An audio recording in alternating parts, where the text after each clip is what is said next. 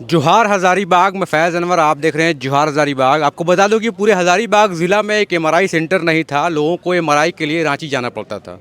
आज हज़ारीबाग के ऋषभ वाटिका में हम लोग हैं। मेरे साथ पूर्व सांसद हज़ारीबाग के जयंत सिन्हा जी हैं। एक नया चीज़ लेके आए हैं हज़ारीबाग में जो पहले नहीं था। आज इनके बारे में डिटेल में जानेंगे। एक और बात बता दें आपको कि 1 महीना पहले इनकी एक किताब ग्रीन एनर्जी पे आई है, उसके बारे में भी थोड़ा सा बात करेंगे। सर, क्या आज जो हो रहा है हेल्थ पे, ये क्या हो रहा है? आज बहुत खुशी का दिन है। हम लोगों ने आज भूमि पूजन किया है, श्री गणेश किया है कि यहाँ हम लोग एमआरआई का सेंटर खोलने वाले हैं। और आप सबको मालूम है कि बहुत वर्षों से मेरा प्रयास यही रहा है कि विश्व स्तरीय स्वास्थ्य सेवाएं जो हैं वो हम लोग इस क्षेत्र में लाएं। मेडिकल कॉलेज और अस्पताल का तो हमने 2014 में ही घोषणा कर दी थी। 150 बच्चों का आज ग्रेजुएशन हो रहा है, एमबीबीएस यहाँ दिया जा रहा है। विश्व स्तरीय 500 बेड का अस्पताल भी 1 साल में तैयार हो जाएगा। विलंब हुआ है, 2 साल पहले हो जाना था, लेकिन चलिए देर आए दुरुस्त आए। तो वो 500 बेड का विश्व स्तरीय अस्पताल हो जाएगा। डीएमएफटी के द्वारा हर क्लिनिक की मरम्मत की है। 250 डॉक्टर नर्स टेक्नीशियन का हम लोगों ने बहाली करवाया है।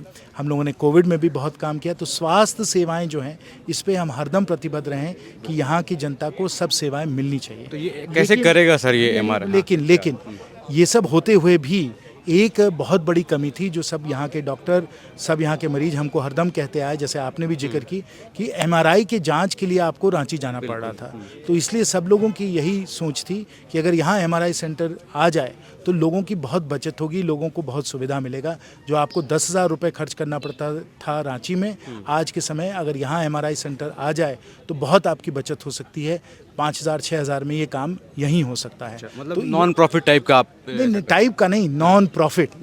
ये कोई बिजनेस नहीं है, ये ट्रस्ट के माध्यम से हम लोग इसको चला रहे हैं। आपको मालूम ही है कि मेरा धर्म ही है सेवा, सेवा परमो धर्म हम मानते हैं। तो उस सेवा भाव से जो ज़रूरत है इस क्षेत्र के लिए वो हमने देखा ज़रूरत है इस मशीन के लिए। तो इस मशीन के लिए आज हम लोगों ने आज का काम चालू किया है। 8-10 करोड़ का ये पूरा सेंटर बनेगा, एमआरआई मशीन आएगी। तो ये कब तक चालू हो जाएगा ऐसा प्लान? ये जो हमको बताया गया है कि खर्च इसको बनाने में 6 से 9 महीने लगेंगे। तो हम लोग 6 से 9 महीने में इसको बनाएंगे और इसको आगे फिर मशीन इंस्टॉल करा के लोगों को जल्द से जल्द उसका उद्घाटन करा के 9 महीने के अंदर ही अंदर ये सेवा उपलब्ध करा देंगे। तो इसका इस्तेमाल पूरे ज़िले के लोग, जैसे अलग ब्लॉक के भी सब इस्तेमाल कर सकते हैं? ना सिर्फ इस जिले के, रामगढ़ के भी, चतरा के भी, कोडरमा के भी, क्योंकि अगर आप इस पूरे क्षेत्र को देखिएगा तो आपको नज़र आएगा कि करीब 50 लाख लोग हैं जिनके पास एमआरआई की सुविधा नहीं है आज के समय।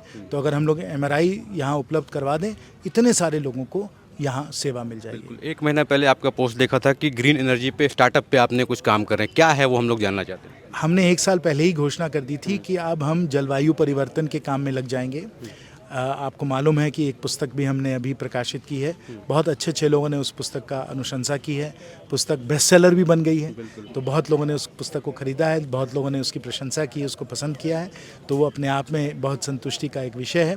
साथ साथ लंदन स्कूल ऑफ इकोनॉमिक्स, जहाँ अम्बेडकर साहब को पीएचडी मिली थी, वहाँ आज के समय हम प्रोफेसर हैं, विजिटिंग प्रोफेसर हैं। और वहाँ भी जलवायु परिवर्तन पे हम लोग रिसर्च कर रहे हैं, काम कर रहे हैं।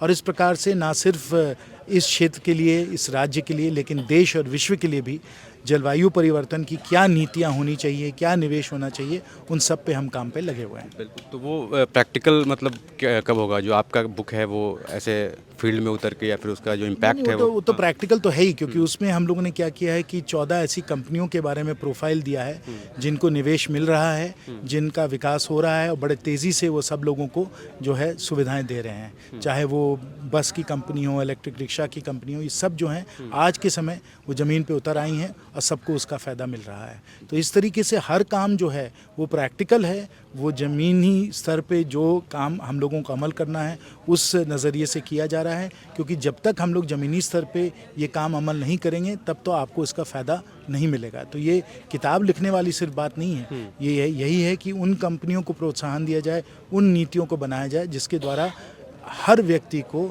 और विशेष रूप से अंतिम व्यक्ति को फ़ायदा हो। बिल्कुल। तो अभी सर को दिल्ली भी जाना है, इसीलिए अब ज़्यादा समय नहीं लेंगे। बहुत बहुत धन्यवाद सर टाइम। आपको भी धन्यवाद।